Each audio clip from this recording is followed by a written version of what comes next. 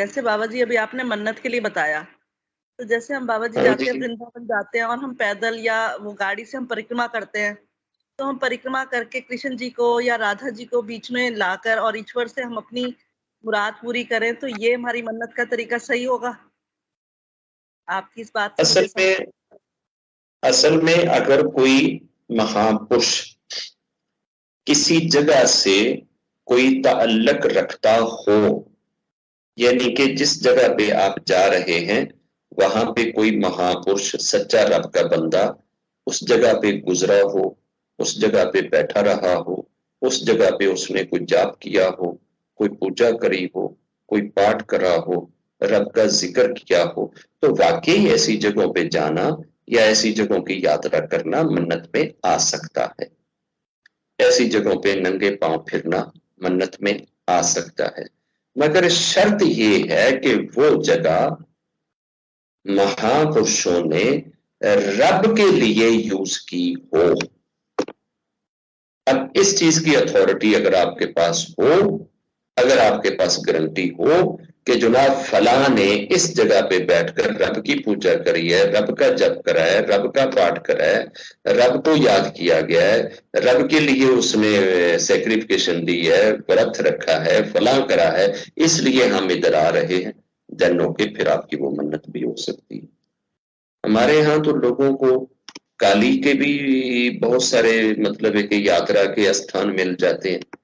तो काली तो एक नेगेटिव शक्ति है, वो तो एक एस्ट्रल बॉडी है, और एस्ट्रल बॉडी ने नेगेटिविटी जो फैलाई है, जो लोगों के फेथ के साथ खेलने का, खिलवाड़ करने का तरीका किया, हमने तो उसको भी देवी का दर्जा दे रखा है। अब ऐसी सूरत में कोई कहे कि जनाब हम तो फलान जगह पे जा रहे हैं या फलान जगह पे जा रहे हैं, वो तो चीज ऑलरेडी ही सैटनल है, सैटन का एक रूप है, तो आप उन चीजों को मन्नत में किधर से ला सकते हो? ब्रह्मा जी ने जहां जहां चरण रखे वो सारी जगह मन्नत की जगह हो सकती हैं, पवित्र जगह हो सकती हैं।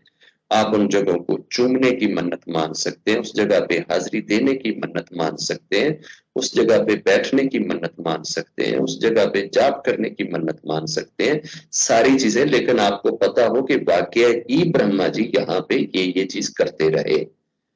ऐसे ही उनकी कोई एक ही समाधि होएगी ना, किसी एक जगह पे ब्रह्मा जी आराम कर रहे होंगे ना, ये जगह जगह आप ब्रह्मा के मंदिर तो नहीं बना सकते।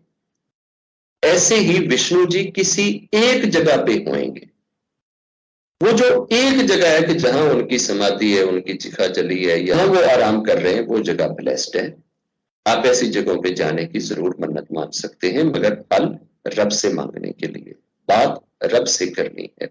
लेकिन आपको पता हो कि ये वाकया ही ये वो जगह है कि जहां पे विष्णु जी ने, ब्रह्मा जी ने, शिवा ने आराम किया है, और इधर वो बैठ के अभी वो समाधि में है या आराम कर रहे हैं। हमारे यहाँ तो कोई हजारों के हिसाब से ब्रह्मा विष्णु महेश के मंदिर है, तो क्या वो सारी जगहों पे समाधि होगी? क्या वो सारी जगहों पे आराम कर रहे हैं? उन जगहों पे वो तो आराम नहीं कर रहे, वहां तो हमने उनकी मूर्तियां रखी हुई हैं।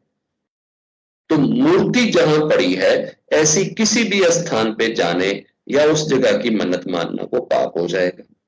मूर्ति वाले किसी भी स्थान पे आप जाओगे, आप अनब्लेस्ड होकर आओगे, बजाय रहमत लेने के आप रब की डांट खाने के लायक हो जाओगे।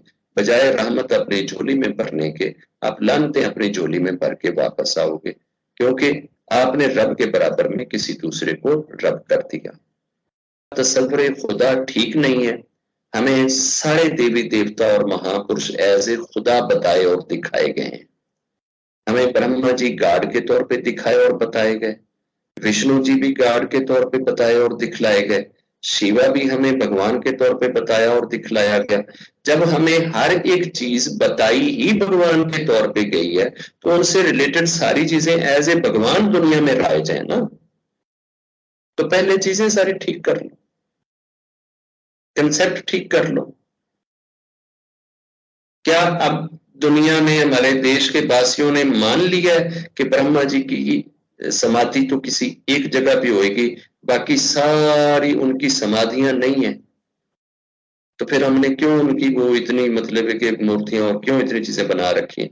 तो क्या सारी मूर्तियां हम उठाकर गंगा में फेंकने के लिए तैयार है? शिवा जी की सिर्फ एक जगह पृथ्वी पे रहने दें जहां वो आराम कर रहे हैं या समाधि ले रहे हैं, और बाकी सारी मूर्तियों को उठाकर गंगा में फेंकने के लिए तैयार हैं। हम तो ऐसा नहीं करते।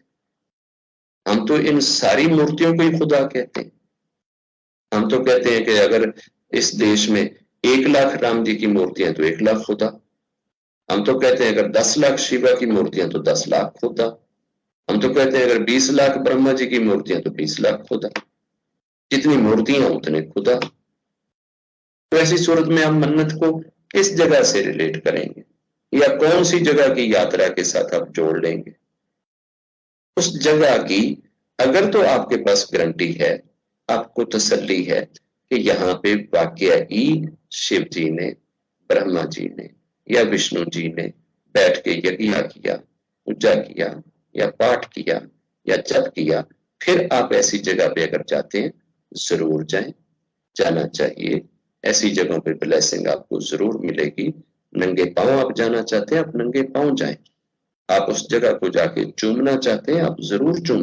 मन्नत रब से मानी जाएगी और जायज चीजों के ऊपर मानी जाएगी, और तीसरा ऐसी चीजों की मानी जाएगी जो चीजें हमारे ऊपर ऋण ना हो, लाजम ना हो, फर्ज ना हो, वैसे आपने करें। जैसे आपके ऊपर दो, जो आपकी ऊपर की जड़ें और आपकी नीचे की पांद, आपके बच्चे और आपके माता पिता, आप इन दोनों के पालने की, पोसने की, इनको भोजन कराने की, इनको जूतियां लेके देने की, कपड़े लेके देने की, सेवा करने की, इनकी मन्नत नहीं आप कह सकते कि मैं अपने बाप पे 10,000 खर्च करूंगा, मैं अपनी माँ को नया जोड़ा ले दूंगा, मैं अपने बेटे को नई जूती ले दूंगा। ये कोई मन्नत नहीं, क्योंकि ये तो वैसे ही आपके ऊपर लाजम है। अगर आप नहीं करेंगे तो रब नाराज है, आपको जूते पड़ेंगे। कि आपका बाप भूखा बैठा हो और आप जनाब भोजन पे भोजन किए जा रहे हैं, माँ के पांव नंगे हों और आपने 70 जूतियां पहनी हो, बेटे के पांव नंगे हों और आपके जनाब अंदर इधर रैक भरे पड़े हों।